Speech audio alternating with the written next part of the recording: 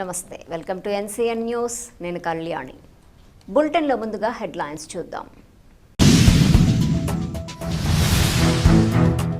నాణ్యతా లోపాలు లేకుండా చర్యలు తీసుకోవాలి. ఏబీ వెంకటేశ్వరరావు, నల్లమోతు చక్రవర్తి. ప్రతిష్టాత్మకమైన పోలవరం ప్రాజెక్టు నిర్మాణంలో నాణ్యతా లోపాలు లేకుండా చర్యలు తీసుకోవాలని సెంటర్ ఫర్ లిబర్టీ ప్రతినిధులు ఏబీ వెంకటేశ్వరరావు, నల్లమోతు చక్రవర్తి విజ్ఞప్తి చేశారు.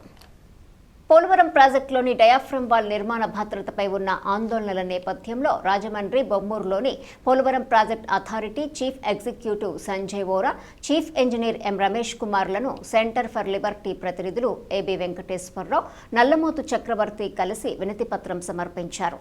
అనంతరం మీడియాతో వారు మాట్లాడారు. పోలవరం ప్రాజెక్టు నిర్మాణంలో కీలకమైన డయాఫ్రమ్ వాల్లో నాణ్యతా భద్రతా ప్రమాణాలు సరిగా లేవని అధికారులకు చెప్పామన్నారు. అనుమానాలను నివృత్తి చేశాకే earth cum rock fill dam నిర్మించాలన్నారు. అందులో డయాఫ్రమ్ వాల్ ఒకసారి కొట్టుకుపోయిందని, రెండోసారి నిర్మాణంలో కూడా లోపాలు బయటపడ్డాయన్నారు. గోదావరి ఉగ్రరూపం దాల్చినప్పుడు ఏదైనా అనుకోని పొరపాటు జరిగితే ఊహించని పరిణామాలు ఎదురవుతాయని ఆవేదన వ్యక్తం చేశారు. డయాఫ్రమ్ వాల్ అఫ్రాన్ నుంచి దిగువ ప్రాంతంలో లీకేజీలు ఉన్నట్టు తమ వద్ద సమాచారం ఉందన్నారు. అదే అంశాన్ని అధికారులకు వివరించడం జరిగిందని అన్నారు.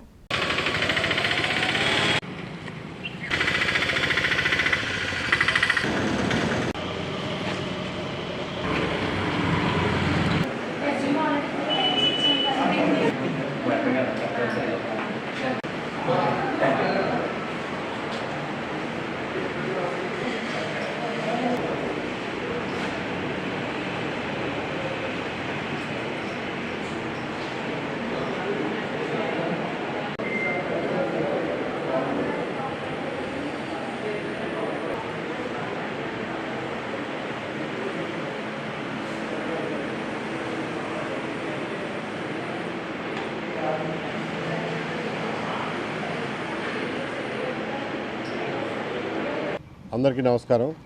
మే 2వ తారీఖున మేము విజయవాడలో ఒక మీడియా సమావేశం ఏర్పాటు చేసి పోలవరం ప్రాజెక్టులో ఉన్నటువంటి ఇబ్బందులు,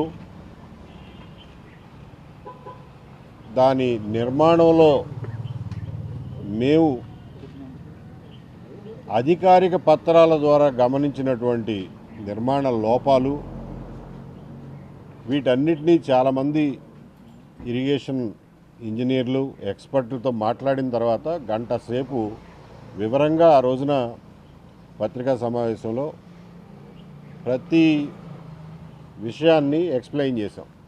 మేము ప్రజలకు చెప్పిన విషయాలనే ఒక లేఖ రూపంలో సిడబ్ల్యూసికి, ఆంధ్రప్రదేశ్ గవర్నమెంట్కి, పీపీఏకి, జలశక్తి మంత్రిత్వ శాఖ, భారత ప్రభుత్వానికి అందరికీ పంపించాం.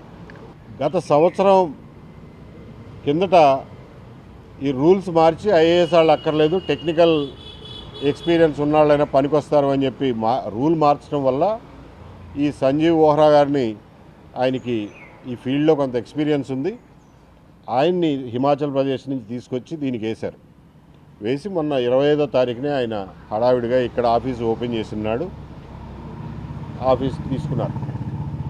కాబట్టి ఆయనకి ఇందులో కొన్ని ఇబ్బందులు ఉన్నాయని తెలుసు, కానీ ఎగ్జాక్ట్గా ఏంటన్నది ఆయనకి తెలియదు పాపం. అవన్నీ మేము ఓపికగా ఇవాళ ఎక్స్ప్లెయిన్ చేసి చెప్పాం వాళ్ళకి.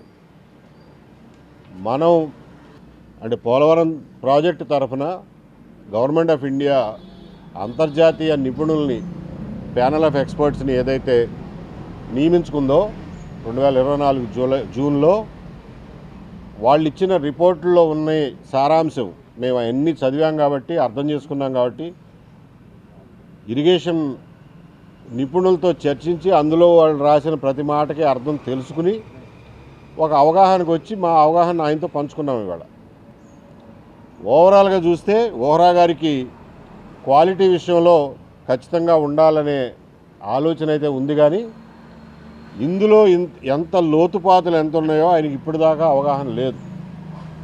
కొంత ఉంది, పూర్తి అవగాహన లేదు. కాళేశ్వరం విషయంలో మేము అన్నిటికంటే ప్రామాణికమైనది ఏదంటే NDSA, national dam safety authority, వాళ్ళ రిపోర్ట్ చదివాం. పుష్కరాలకి వచ్చేవాళ్ళు పోలవరం పోరు. పుష్కరాలకి పోలవరంకి ఏం సంబంధం లేదు. పుష్కరాలే, పోలవరమే. పుష్కరాలు ప్రతి 12 సంవత్సరాలకి ఒకసారి వస్తాయి. పోలవరం మళ్ళీ రాదు, ఒక్కసారే కట్టగలం. దానికి ఏమాత్రం 5 పైసలు అనుమానం ఉన్నా కానీ ఆ అనుమానం తీర్చుకుని ముందుకెళ్లాల్సిన అవసరం ఉంది పోలవరం విషయంలో.